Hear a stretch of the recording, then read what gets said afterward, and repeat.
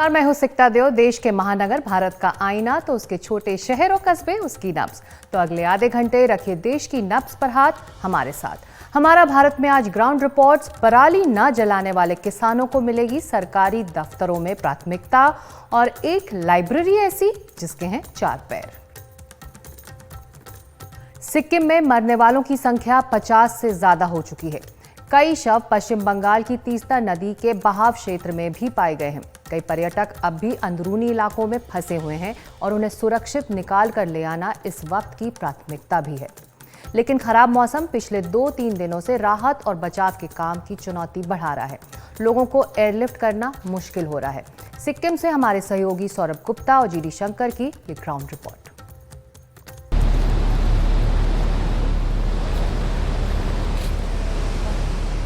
शनिवार की सुबह एनडीटीवी की टीम दिक्चू बांध पहुंची। तीस्ता में आगे की तरफ काफी तबाही हुई है।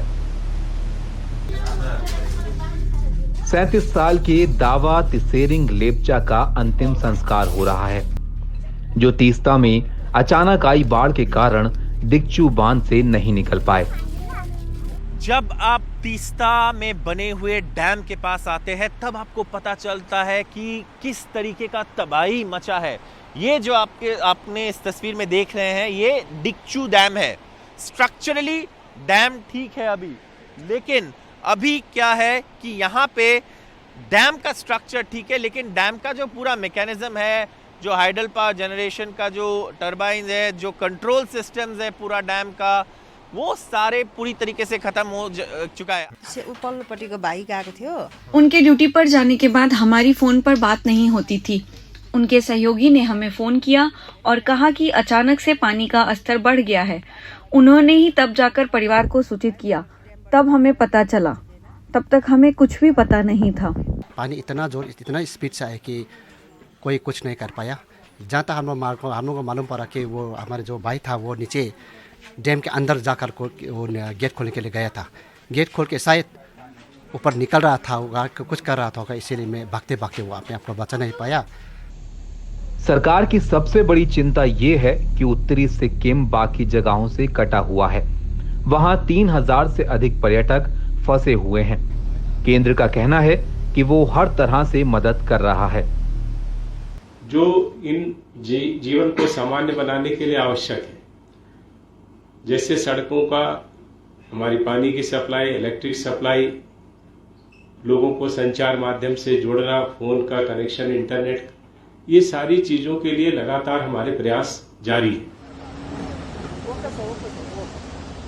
सबसे बुरी तरह से प्रभावित चोंगथांग हुआ, जहां जल विद्युत परियोजना का बांध टूट गया था। ये दिखाता है कि उत्तरी सिक्किम में भी कितना भारी नुकसान हुआ है।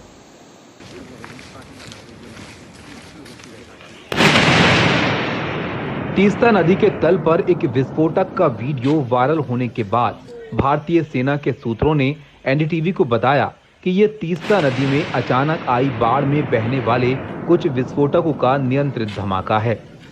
सेना ने बाढ़ में बह गए बमों, गोला बारूद और हथियारों की तलाश के लिए टीमें भेजी हैं।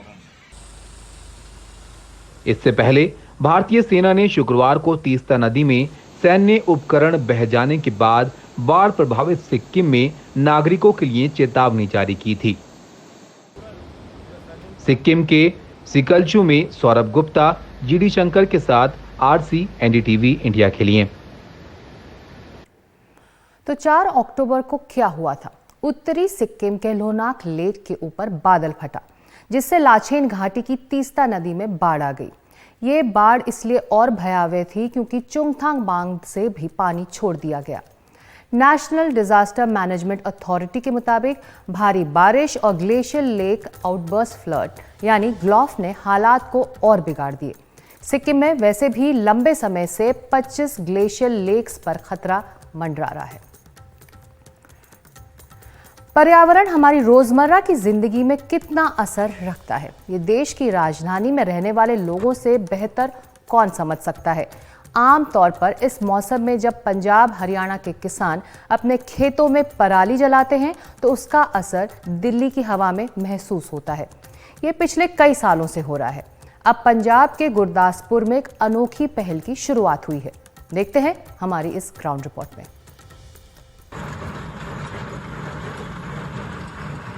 पंजाब और हरियाणा के खेतों में धान की कटाई चल रही है, लेकिन इसके साथ ही इन राज्यों में पराली का धुआं भी उठने लगा है। पंजाब सरकार दावा कर रही है कि राज्य के जागरूकता अभियान और खेतों को अगली फसल के लिए तैयार करने में मददगार मशीनें बांटी गईं ताकि किसान पराली ना जलाएं, लेकिन आंकड़े कुछ और बयां कर रहे हैं। 15 सितंबर 2023 से 6 अक्टूबर 2023 के बीच 845 खेतों में पराली जलाई गई, जबकि साल 2022 में 630 और साल 2021 में 320 पराली जलाने की घटनाएं दर्ज हुई थीं।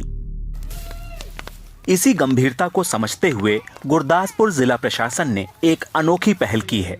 प्रशासन ने तय किया है कि जो किसान पराली नहीं जलाएंगे उन्हें वातावरण के रक्षे यानी पर्यावरण के रक्षक के तौर पर जाना जाएगा और इसके लिए उन्हें प्रशासन एक प्रमाण पत्र भी देगा। ये प्रमाण पत्र खास होगा। ये सर्टिफिकेट दिखाने पर किसानों को सरकारी दफ्तरों में प्राथमिकता मिलेगी और उनका काम तुरंत किया जाएगा। जिले ਦੇ ਵਿੱਚ 25 ਜਿਹੜੇ आज ਅਸੀਂ किसान अजीहे चुने। जिले में आज 25 किसान चुने गए हैं जो पिछले कई सालों से पराली को आग नहीं लगा रहे हैं। हमने उन्हें वातावरण की रखवाली के लिए सम्मानित किया है। इसके साथ ही अनाउंसमेंट भी किया गया है कि जितने 55 हॉटस्पॉट गांव हैं, अगर वो इस साल पराली को आग नहीं लगाएंगे उन्हें विकास कार्यों में अहमियत दी जाएगी। जिद्दां दा डिपार्टमेंट ने कोई मशीनरी नवी लियांदी है किसानों वास्ते। आज के समय में तकनीक बदल गई है। अब हमने प्रशासन के हिसाब से काम करना शुरू कर दिया है ताकि आने वाले समय में आग ना लगाकर बेहतर वातावरण दे सकें। हम इन लोगों का ट्रेनिंग देने के लिए धन्यवाद करते हैं। हमने प्रण लिया है कि ना तो पराली जलानी है और ना ही जलाने देनी है। हम अपने आसपास वाले गाँव में भी इसका प्रचार कर रहे हैं। लोगों से कहा है कि इसका फायदा लेकर देखो, पराली को ना जलाओ। अतर सिंह जैसे अप्रवासी किसान इस पहल से जुड़कर जिला प्रशासन के साथ कंधे से कंधा मिलाकर काम कर रहे हैं। ਅਸੀਂ ਤੁਹਾਨੂੰ बेलर प्रोवाइड करते हैं। हमें बेलर मशीनरी दी जाती है। पराली को इकट्ठा करके जो एंड प्रोडक्ट होता है वो फैक्ट्री में स्ट्रीमिंग के लिए इस्तेमाल होता है। एथेनॉल प्रोडक्शन के लिए भी ये इस्तेमाल होता है। इसका एक बहुत अच्छा लॉजिस्टिक सर्कल सरकार की मदद के साथ शुरू हुआ है। गवर्नमेंट की सपोर्ट नाल ये सर्कल शुरू होया जी। गुरदासपुर प्रशासन की पहल शायद किसानों को पराली जलाने से कुछ हद तक रोक पाए, लेकिन हर साल की तरह धान कटाई के इस मौसम में किसानों को पराली का स्थायी विकल्प देना होगा ताकि वो अपने खेतों को तैयार कर सकें और वायु प्रदूषण पर भी लगाम लग सके। गुरदासपुर से मोहम्मद गजाली, एनडीटीवी इंडिया के लिए। और केंद्र सरकार को सौंपे गए पंजाब सरकार ने अपने एक्शन प्लान में बताया है कि राज्य सरकार बड़े स्तर पर धान की कटाई के इस मौसम में जागरूकता अभियान चला रही है। जागरूक और सहयोग कर रहे किसानों को पुरस्कृत भी किया जा रहा है। साल 2022 के आंकड़ों को देखते हुए पंजाब के 5 जिलों संगरूर, भटिंडा, फिरोजपुर, मुक्तसर और मोगा में खास ध्यान दिया जा रहा है। इन जिलों में पिछले साल काफी धुआं वातावरण में छोड़ा था। अब खबर मध्य प्रदेश की, जहां के सोयाबीन किसानों को इस बार 3 तरफ से मार पड़ रही है। कम बारिश, फसलों में बीमारी, फिर जरूरत से ज्यादा बारिश। बावजूद इसके किसानों के लिए कोई सर्वे नहीं कराया गया। ऐसे में राज्य में कांग्रेस को राज्य सरकार को घेरने का मौका मिल गया, जबकि अब सरकार कह रही है कि वो जल्द ही सर्वे कराकर सोयाबीन किसानों तक मुआवजा पहुंचाएगी। मध्य प्रदेश से हमारी ये ग्राउंड रिपोर्ट।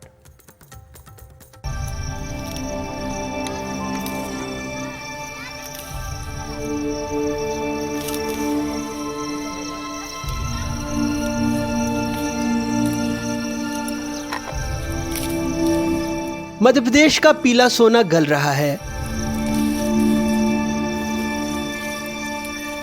सोयाबीन के किसान परेशान हैं। कैसे, इन 5 किसानों की कहानी से समझते हैं।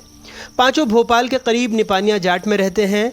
लोकेंद्र जाट ने 14 एकड़ में सोयाबीन को बोया। पहले इली लग गई, 2.25 लाख रुपए का खर्च आया, 40,000 कर्ज के सब स्वाहा। दवा डाली बहुत महंगी 1.5 लाख से ऊपर 1,60,000 के आसपास मेरी लागत आई है। और उसमें ये कंडीशन है, आप देखिए पूरे इल्ली खा गई है। तहसील और ये SDM वगैरह सबको शिकायत भी कर दी, लेकिन किसी अभी तक कोई सुनवाई नहीं। मनीष जैन ने भी 14 एकड़ में ही सोयाबीन बोया था। इल्ली मारने वाली दवा डाली, वो बेअसर रही। इल्ली का प्रकोप अधिक रहा, पेड़े बांझ रह गए, सोयाबीन की फली नहीं लगी। दवाइयाँ डाली, दवाइयाँ नकली निकल गईं, दवाइयों का कोई असर नहीं हुआ। लीलाबाई ने 1 एकड़ में सोयाबीन लगाया था। कहती है बमुश्किल 4000 रुपए मिलेंगे। पानी गिर गया, फिर इल्ली लग गई, सपई फूल मर गया। दवाई 3 बार दवाई डाली, इल्ली की, फिर फल फूल की और फिर कचरे की, दुनिया भर की डाली। चंदा खां की 4 एकड़ में खड़ी फसल बर्बाद हो गई। उसमें आया था 30,000 का खर्चा। गांव वालों से लिया उधार सुधार, मुश्किल है कि साहब लागत भी निकल आए। काटना तो पड़ेगा, साफ तो करना पड़ेगा, हाथ से कटवाएंगे, क्या करा जा। सिद्धार्थ जाट ने भी पहले सोयाबीन लगाई, वो खराब, फिर धान लगाया, उसके तेवर भी ठीक नहीं। कहते हैं पैसे डूब गई, शादी रुक गई। मेरी शादी होने वाली थी यही थोड़े महीनों बाद, तो इसीलिए मेरी शादी भी कैंसिल हो गई सर। पैसों की व्यवस्था नहीं हो पाई।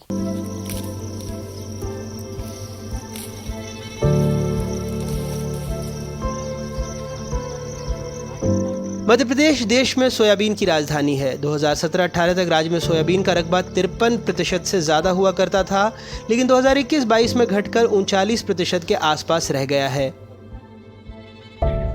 इस मामले में अब कांग्रेस बीजेपी आमने सामने हैं। मध्य प्रदेश में सोयाबीन की बोनी करने वाले किसानों के हाल बेहाल हैं। चाहे भोपाल हो या फिर धार या फिर नरसिंहपुर हो या फिर मंडला या फिर रतलाम, हर ज़िले की अमूमन एक ही तरह की स्थिति है। सभी किसानों की एक ही कहानी है।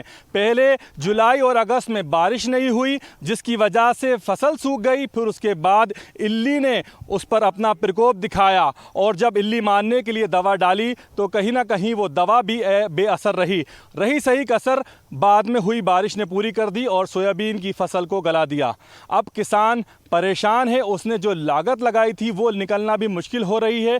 अब उसकी नज़रें सरकार पर लगी हैं। वो चाहता है कि सरकार उसे जल्द से जल्द राहत पहुंचाए। हालांकि सोयाबीन के मामले में भी सियासत होना शुरू हो गई है। जहां कांग्रेस सोयाबीन को मुद्दा बनाकर सरकार पर हमलावर है, तो वहीं सरकार जल्द से जल्द सर्वे कराकर राहत पहुंचाने की बात कह रही है। हालांकि देखने वाली बात ये होगी कि कब सर्वे होता है और कब इन किसानों को राहत मिल पाती है। कैमरा पर्सन राजू बाथम के साथ NDTV के लिए भोपाल से इजहार हसन खान। और मध्य प्रदेश के मालवा इलाके को अमेरिका का मिडवेस्ट भी कहा जाता है, क्योंकि दोनों ही जगह सोयाबीन की पैदावार भरपूर रही है। सोयाबीन देश में तिलहन के उत्पादन में 35% हिस्सेदारी रखता है और मध्य प्रदेश अभी तक अकेले देश में सोयाबीन की मांग की 60% पूर्ति करता रहा है। लेकिन सोयाबीन की खेती को लेकर ये चुनौतियां कहीं मध्य प्रदेश को इसकी पैदावार में पीछे ना धकेल दे। वक्त अब एक छोटे से ब्रेक का है। हमारा भारत में भी आगे है 4 पैरों वाली लाइब्रेरी।